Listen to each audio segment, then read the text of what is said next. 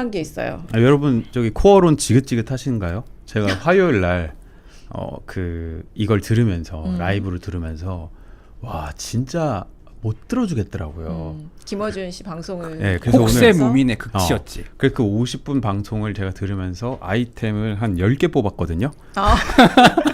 그래서 오늘 지은 선배한테 기다려서 내가 야 나 지금 화요일도 코어, 수요일도 코어, 여기도 오늘도 또 코어야? 제가 이랬거든요.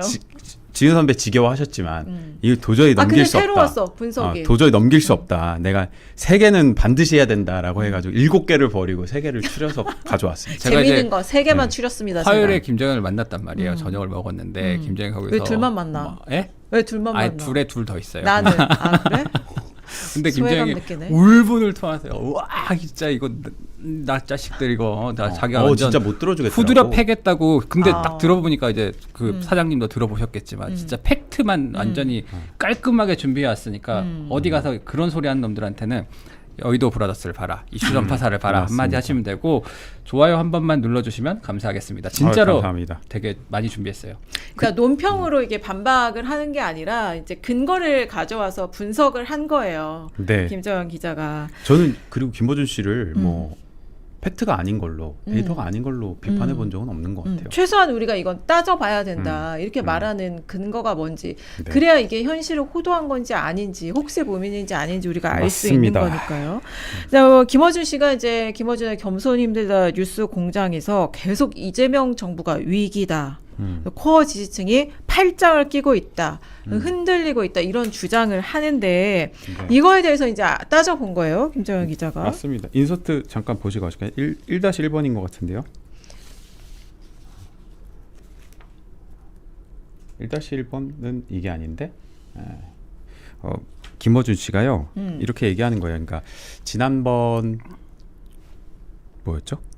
이재명 정부 이번 하락에 대해서 그걸 뭐로 비교하냐? 위기라고 하고 있죠. 위기라고 하는데 그거를 첫 번째 문재인 위기다. 정부랑 비교하는 거예요. 네. 그러면서 문재인 정부의 첫 번째 위기는 조국 사태였는데 낙폭을 거기에 비견될 정도로 컸다. 그러니까 이재명 정부의 첫 번째 그 위기는 이번이고 문재인 정부의 첫 번째 위기는 그 조국 사태였다. 그 얘기를 꺼내 들으면서 무슨 얘기를 하냐? 그때 당시에 코어 지지층이 굉장히 버텨줬다. 그래가지고 지지율이 올라갈 수 있었는데 지금은 보니까 특별할 게 빠질 이유가 없다. 내가 보니까 선거로 졌는데 이 정도로 빠질 건 아니다라고 하면서 갑자기 결론이 그러니까 코어 지지층이 빠진 거다라고 가는 거예요. 근데 어쨌거나 김어준 씨는 코어 지지층이 뭔가에 대해서는 규정하지 않았지만 어쨌거나 진단은 그의 진단은 코어 지지층이 빠진 것이다라고 하면서 문재인 정부의 첫 번째 위기 조국 사태부터 코어 지지층이 지켜줬다 이 논리를 가져온 거죠. 일단 하나하나 따져봅시다. 그럼 이재명 정부의 첫 번째 위기가 지금이에요? 그쵸. 아니죠. 이재명 정부의 첫 번째 위기는 지난 8월 15일부터 시작됐습니다. 지난해 8월 15일 문재인 대통령이 조국 사면을 전후로 부탁을 하고 여러 가지 압박이 들어왔잖아요. 그래서 지지율이 급락했습니다. 그때 얼마나 빠졌냐? 제가 그거 가져와 봤어요. 갤럽에서 보니까요. 5%? 이거 어디 갔냐? 8월 15일이 아니라 12월 25일 아니에요? 작년에? 아니 8월 15일이죠. 8월 15일에 사면을 했어요. 8.15로 특사. 8.15 때 특사였나? 네. 보니까요. 벌써 그렇군요. 8월 15일이군요. 그때 한국 갤럽 기준 8, 리얼미터 기준 12.2, MBS 기준 8 빠졌습니다. 잘 나갔다가 그것도 정권 초반이잖아요. 네, 잘 나가다가 하자마자. 푹 꺾인 거죠 그때. 그때 한번 이게 첫 번째 위기였어요. 되게 힘들었어. 그리고 이제 그럴 미국 일이 순방 아닌데. 가고 뭐 그럴 시기가 하면서 이제 아닌데. 막 극복을 한 거였죠. 그리고 이번 거는 이제 두 번째 위기죠. 근데 이번 두 번째 위기도 사실 지선과 이걸 결부시켜서 해석할 수밖에 없고 그 핵심은 사실 평택의리잖아요. 그렇죠. 그러니까 어떻게 보면은 정말 나쁘게 얘기하는 건 아니지만 팩트만 보자면 이재명 정부의 첫 번째 위기, 두 번째 위기가 모두 조국 후보와는 어느 정도 연관성이 있더라라는 점은 현재까지 확인이 됐습니다. 말 돌려서 하네. 연관성이 있더라.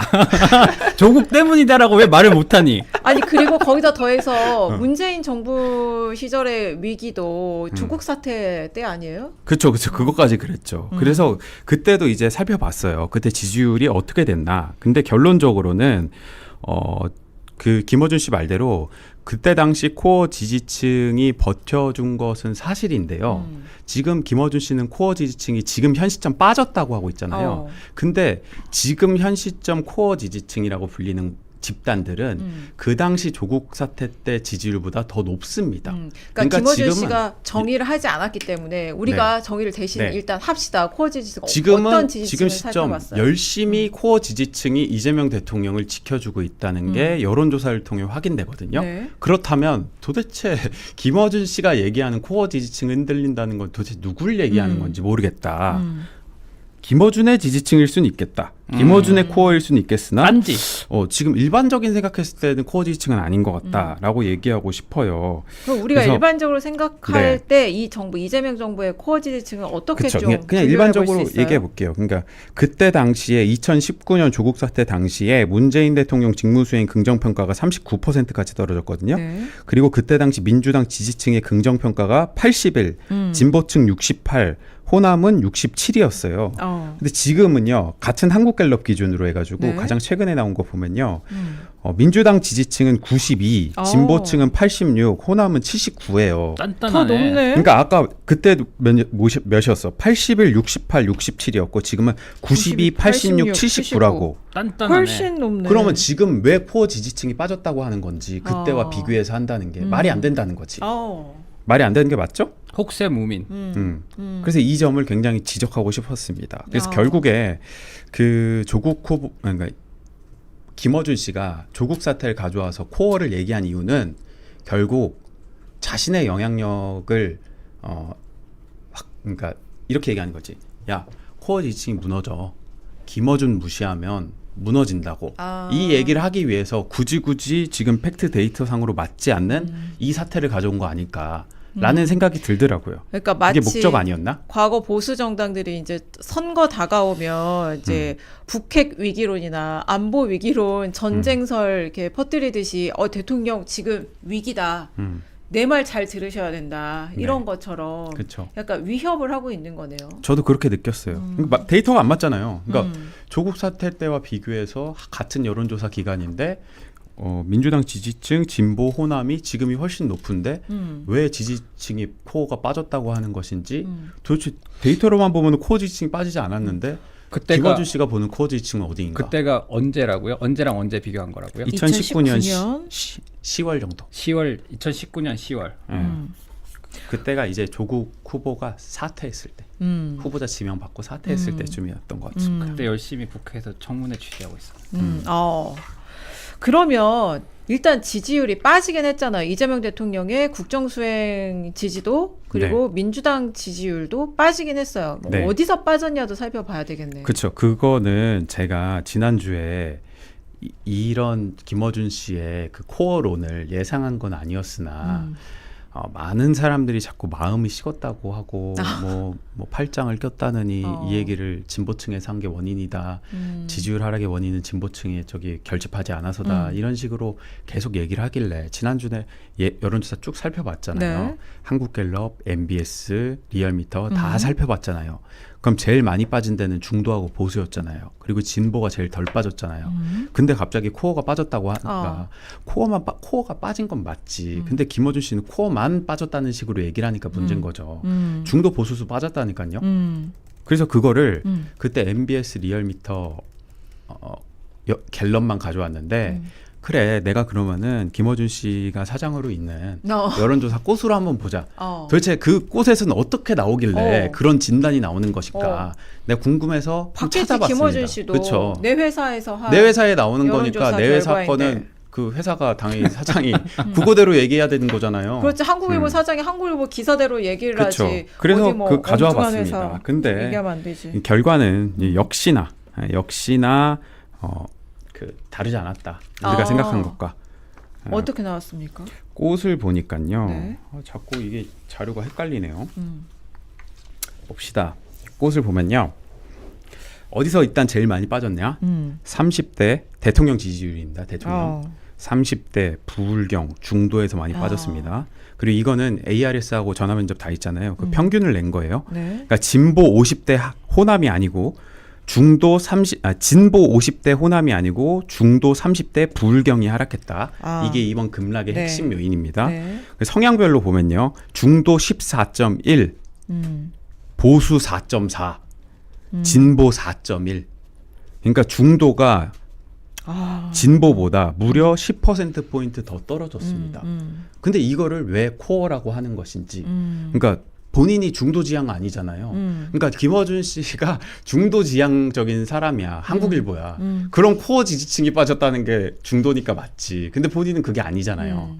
그래서 데이터로 봤을 때도 성향상도 아니고 지역별로 보면요.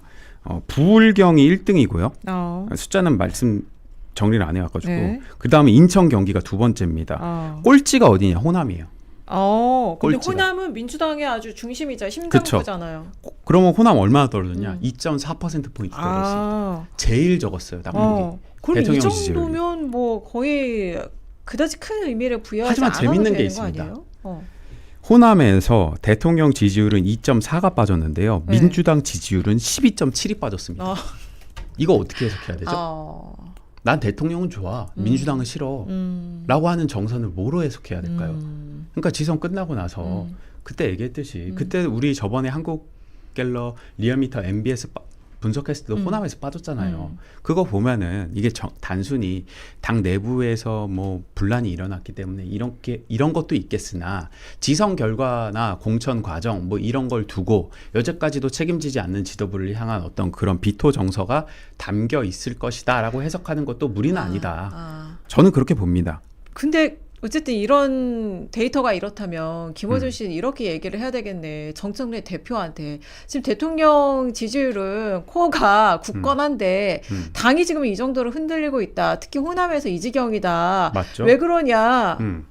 누구 탓이냐. 그 얘기를 안 하는 거지. 그 얘기를 해야 되는데 엉뚱한 얘기를 하고 있는 걸로 해석이 되네. 나이대로 봐도 이상합니다. 나이대도요. 제일 많이 빠진 게 30대입니다. 14.4%포인트 그리고 20대가 이어서 11.5%포인트 빠졌고요.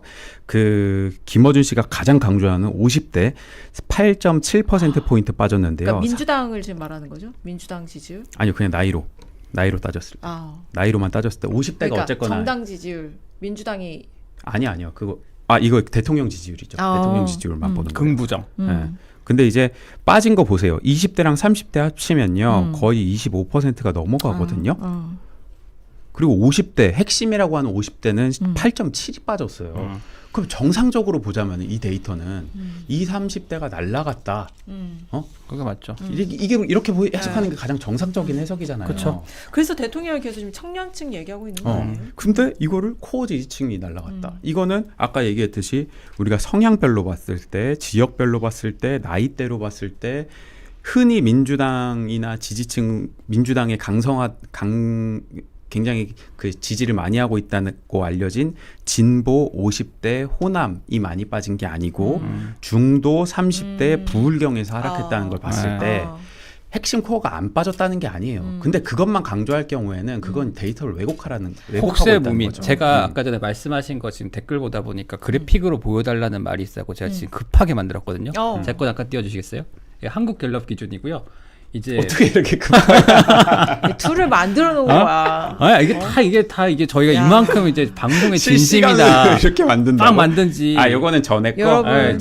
이게 한국갤럽. 이슈 갤럽 전파사는 기준에서 과학입니다. 문재인 진보에서 이제 2019년 10월에 72고요. 그다음에 이재명 대통령 86입니다. 지금 코어 지지층들이 이재명 대통령을 지키려고 아주 작정을 한 거예요. 그다음에 호남 보세요. 호남 문재인 73, 이재명 대통령 79, 40대 문재인 52, 이재명 70. 50대 봐라 50대 41, 67 이렇게 나옵니다. 김어준 씨 도대체 어디 들어가는 걸까요? 뭘 보는 걸까요? 뭘 보는 거예요? 근데 딴지 게시판을 보잖아요. 그럼 김어준 씨 얘기가 맞아요. 딴지 게시판만 보면. 근데 우리가 데이터를 가지고 얘기를 해야 되는 거잖아요.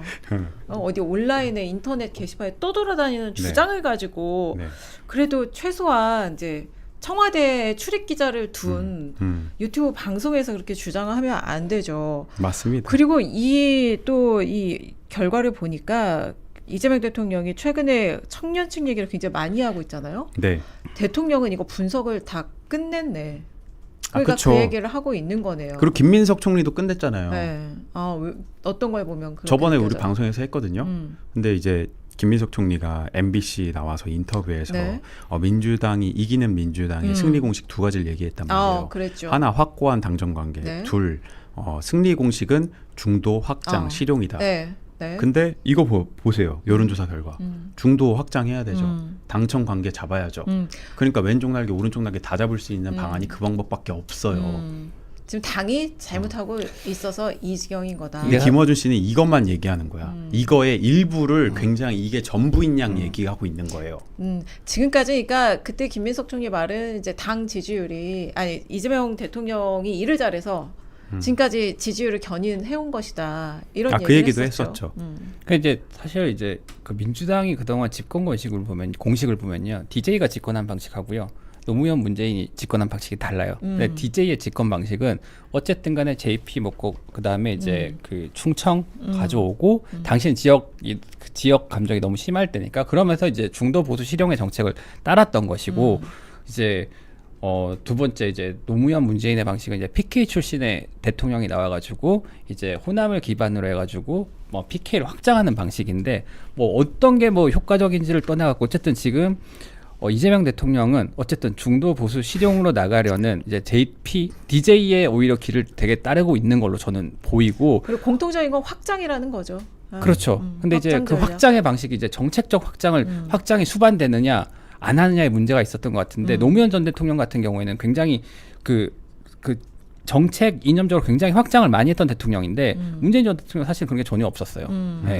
그래서 사실 노무현 정부 내내 이제 지지층에서 굉장히 이제 비토하는 반대하는 비판적 지지, 네, 지지하긴 하지만 노무현 대통령의 이런 이라크 파병이나 뭐 이런 건 내가 받아들일 수 없다 이런 의견이 또 많이 나오기도 했죠. 김도형 AI 수석이라고. AI 수석, 이슈 전파사의 AI 수석이야. 킹